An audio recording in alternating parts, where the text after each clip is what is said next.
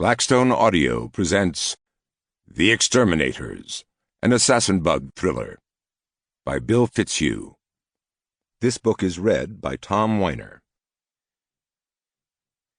To all the fans of pest control, thanks for waiting so long. This one is dedicated to Paul Annick and David Thompson, both taken too soon. And for Kendall, without whom there would be no bug books. Chapter 1. La Paz, Bolivia, 1998. In his 30 years as an assassin, Klaus had traveled the world, seeing many strange and terrible things. But as far as he could remember, this was the first time he had stared into the black, bulging eyes of a dried llama fetus. He was in the back seat of a hired car in the old quarter of La Paz known as Mercado de las Brujas, the Witches' Market, where traffic snaked slowly through the crowded, narrow lanes.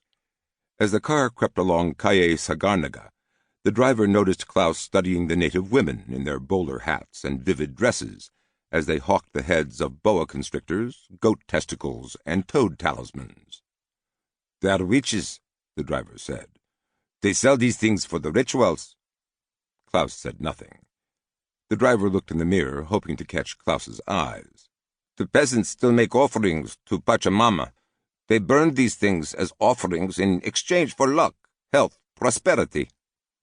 He put his arm on the seat back and turned to face Klaus, more serious than he had been. "Few outsiders have seen these rituals." Here he lowered his voice and continued, "But if you are interested, I could arrange for you to see. For a price." Klaus said nothing.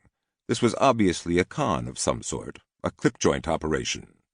The driver steering wealthy, thrill-seeking foreigners into the hands of associates who would take them into the mountains with the promise of perverse entertainment, then trade them a shallow grave for whatever was in their wallet. Klaus's silence gave the driver another idea. He said, "Or perhaps you are the type of man who prefers a more sophisticated type of diversion." Klaus fixed a grim stare into the mirror and said, "Or perhaps I am the type of man who prefers that you shut up and drive." And that was that. The driver took a left out of the market and zigzagged south and east until he was dodging stray dogs and children scavenging for the same food in the shadows of the snow-capped Imani. Chapter 2. It was dark by the time... Sample complete. Ready to continue?